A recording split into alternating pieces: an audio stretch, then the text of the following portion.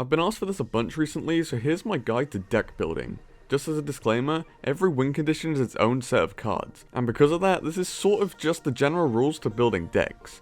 Deckshop.pro is a site I'd use if you're looking for pre-built decks already. So every deck needs a condition of winning. This could be anywhere between 1 and 3 cards.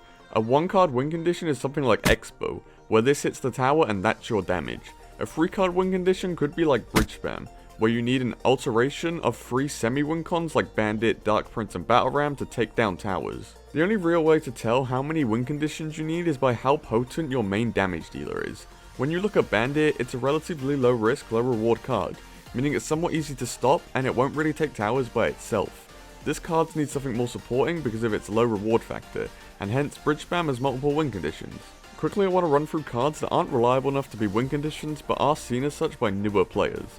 Cards like P.E.K.K.A, Giant Skeleton, Prince, Elite Barbs, Mega Knight, and Sparky are all too unreliable to call a win condition, and are more so for defensive value and a counter push opposed to getting towers by themselves. Now onto singular win conditions. These are cards that will reliably take towers every game, whether that's through chipping like a miner or through a lucky lock-on with Expo.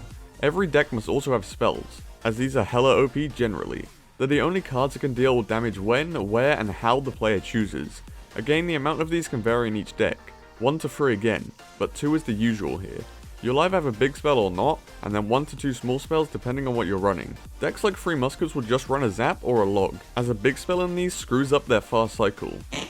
That's really the only deck that runs 1 spell. Now let's go through double spell decks. Remember, this is just a rough guide per archetype, but not dead set. Logbait, Miner, Bridge Spam, Hog, Giant, Graveyard, Expo, RG, Lava Hand, and Golem can all run 2 spells. However, some of those can run 3 if their main attack lasts a long time.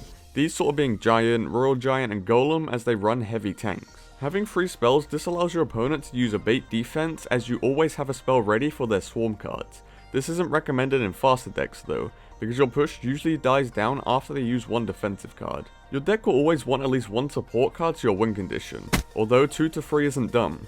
Cards like Ice Golem work well in Hog, Expo, and Three Muskets as a mini tank.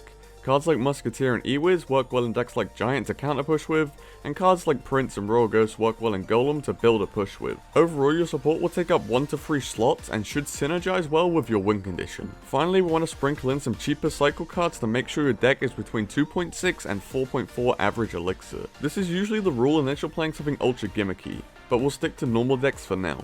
If you have a final spot left to be filled, you have a choice to make. Usually it can be an extra air attacking card to bolster your general defense, or it can be another cycle card, depending on how you want your deck to play. As I said at the start, deck building is entirely dependent on your archetype, so I sort of just ran through which cards you will need to fill certain roles. It's all about being able to identify what a card does for a deck. So say if I see P.E.K.K.A and Ewiz in a deck, I know I can substitute that out for Mega Knight and Inferno Dragon. They're both solid defensive pairs, but the difference will be that my spawn damage is now from the heavier unit, and my high DPS is a bit more frail. Being able to sub cards in and out is a deck building skill in itself. I'll fade on screen after this which roles you need to fill, and some general advice for making an original deck. Make sure to subscribe if you haven't already, but apart from that, peace.